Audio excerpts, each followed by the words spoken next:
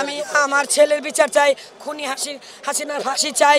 আমার ছেলে মরে নাই, আমার ছোট্ট পোলা আমার হাতে চা খাইয়া গেছে, আমি চাচি লাগি, আমি ওর আপন চাচি। আমার কাছে চাচি, আমার ছেলে নাই, আমার কাছে চাচি তুমি আমার রং চা বানাই দাও, আমি একটু খাবো।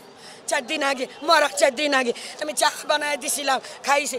বাবা তুমি বাইরে যাইও না, বাইরে যাইও না। আমার বাবা মানে নাই, চাচি আমি পারুম না, আমি দেশের স্বাধীন দেশের লগে আমি তা আছি আজকে 16-20 বছর ধরে। আমার এই পোলা মরতে পারে না। খুন হাসিনার বিচার চাই, খুনি হাসিনার বিচার চাই, খুনি হাসিনার বিচার চাই। ও যেন মরেও যেন কাল কেমন তো যেন সাপ হয়, এমন সাপ হয়, সাপ হয়, সাপ হয়, সাপ হয়।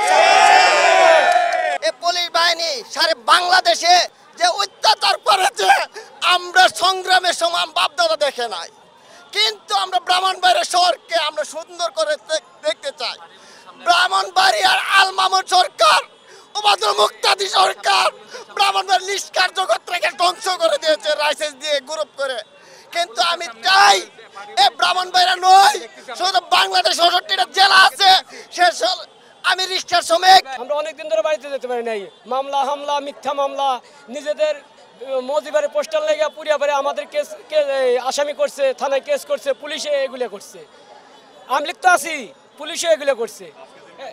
আজকের দিন আমরা নতুন স্বাধীনতা পেলাম, এই দেশটাকে আবারও পুনরায় নতুন স্বাধীন করলাম। গত 17 বছরে যা জুলুম আমাদের উপরে চলছে, আমরা হয়তো ছাত্রদের পক্ষে ছিলাম, আমরা যতটুকু পারছি নৈতিকভাবে সমর্থন দিয়েছি, মাঠে থাকার চেষ্টা করছি।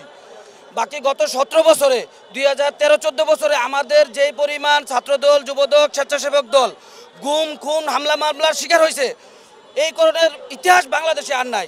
তারপরেও আমরা আমাদের তরফ থেকে আমাদের পার্টির চেয়ারম্যান, আমাদের মহাসচিব ছাত্রদের শুভেচ্ছা জানাইছে, অভিনন্দন জানাইছে এবং তাদের বলছে যে আগামীতে এই ছাত্ররাই দেশ গড়বে।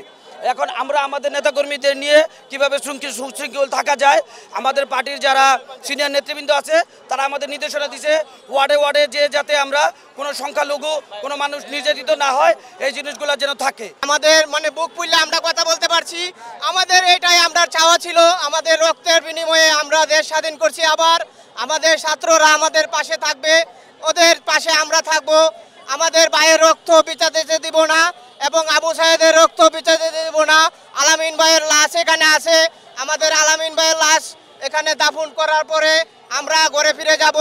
এর আগে আমরা ঘরে ফিরে যাব না, আমরা পল্টন ময়দানেই থাকবো। আমাদের ভাইয়ের সাথে আমরা আছি, আমরা আমাদের ভাইয়ের সাথে থাকবো। আমাদের শহীদ ভাইয়ের রক্ত বিতা যেতে দিব না। এই অত্যাচারী হাসিনার অনেক নির্যাতন সহ্য করছি, দেশে থাকতে পারি নাই, বাংলাদেশে যাইতে পারি নাই, বাড়ি যাইতে পারি নাই, বাংলাদেশের ত্যাগ করতে হয়েছে।